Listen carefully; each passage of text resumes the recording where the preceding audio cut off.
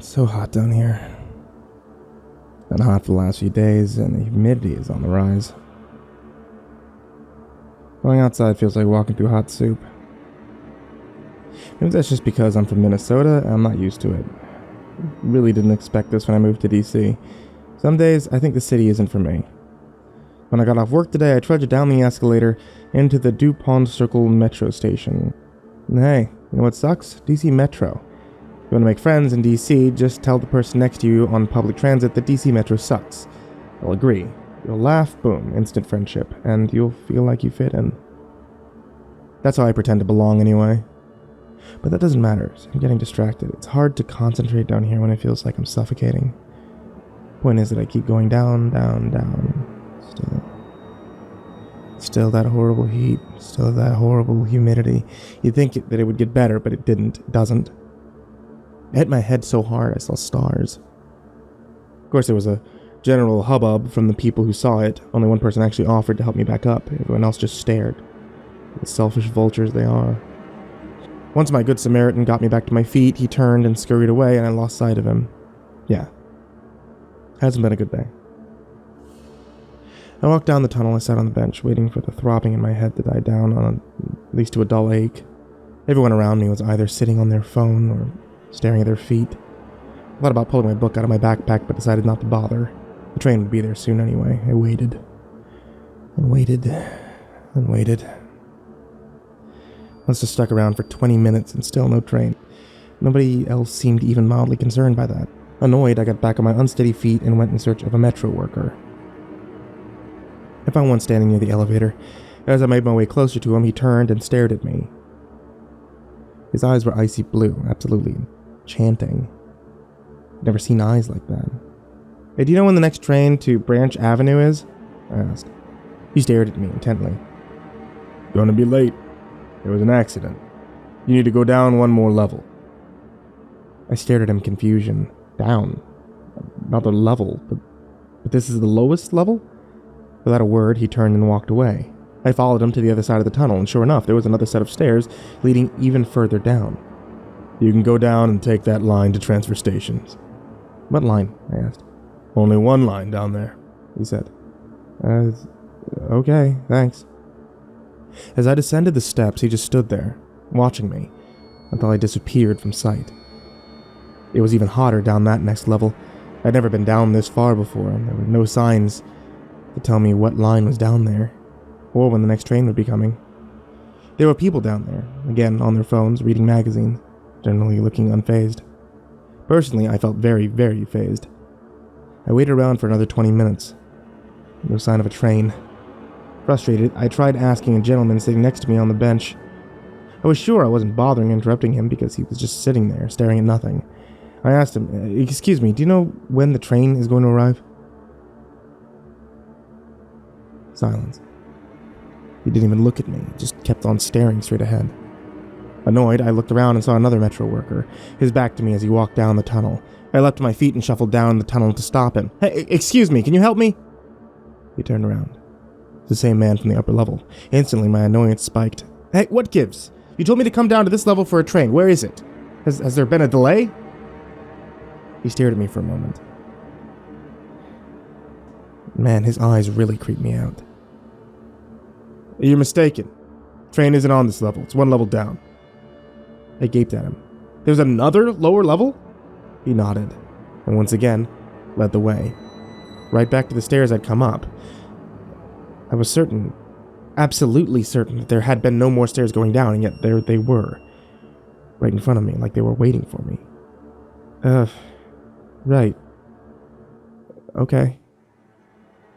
I couldn't think of anything else to say as I climbed down the stairs. The worker once again watched me go. The heat and humidity were worse at this level. Once again, there was no signs, no trains, just people ambling about, waiting for something that I was pretty sure wasn't going to come. I walked around in desperation, becoming increasingly concerned. This was not normal. And then I saw him again. The same damn metro worker from the past 2 levels. I marched right up to him. Dude, what the fuck are you doing? Are you trying to mess with me? Where's the train? He blinked slowly and said, Sorry, no train on this level. You'll have to... Yeah, I've heard this spiel before. I snarled, turning away from him. I'm going back upstairs. I'll just take a fucking Uber instead. I reached the end of the tunnel, and my heart leapt into my throat. The stairs leading to the upper floors were gone. Instead, there were simply more stairs, leading even further down. Suddenly, the pounding in my head intensified and it became harder to breathe. Like I was saying, said the worker as I turned back to look at him. You're just gonna have to keep going down. He was smiling at me now. A strange, toothy smile that did nothing to warm the blue ice of his eyes. I couldn't stop myself from asking, what's down there? His smile remained fixed in place as he answered, Don't know about that. Guess you're gonna have to find out, aren't you?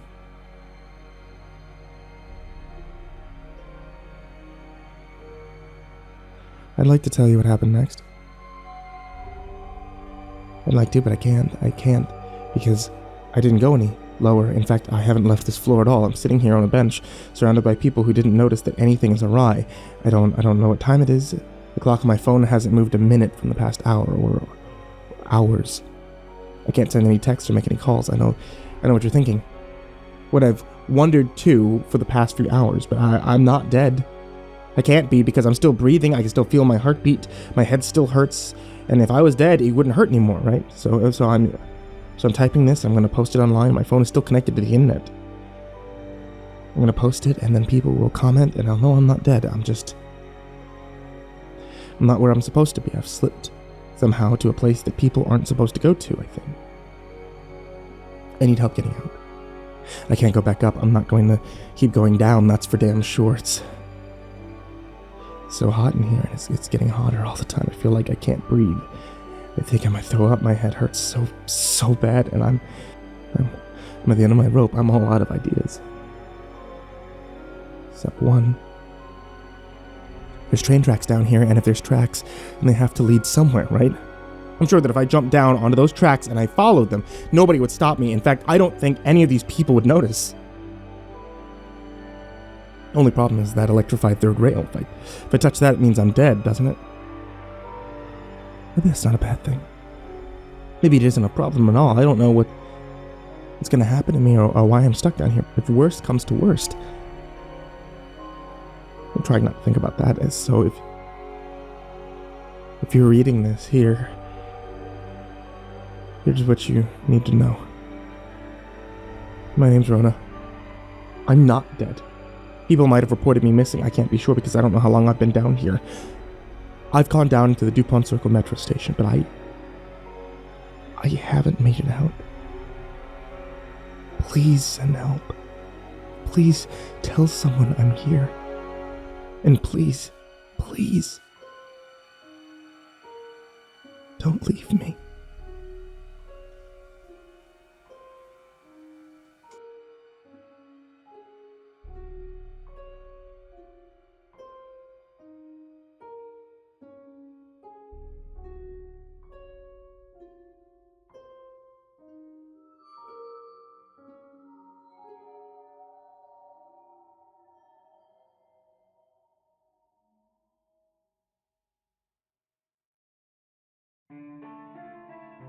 Hey there kids, it's me, MrCreepyPasta, and I wanted to tell you all thank you so much for listening to tonight's story, or watching tonight's story if you're on YouTube.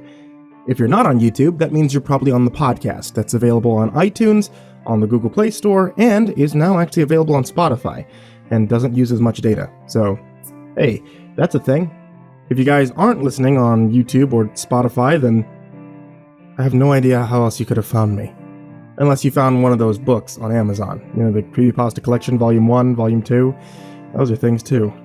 Oh well, I don't know how you would have heard me there, seeing as this was recorded like 2 years after those came out. Well, anyway. Thanks for listening, folks. And sweet dreams.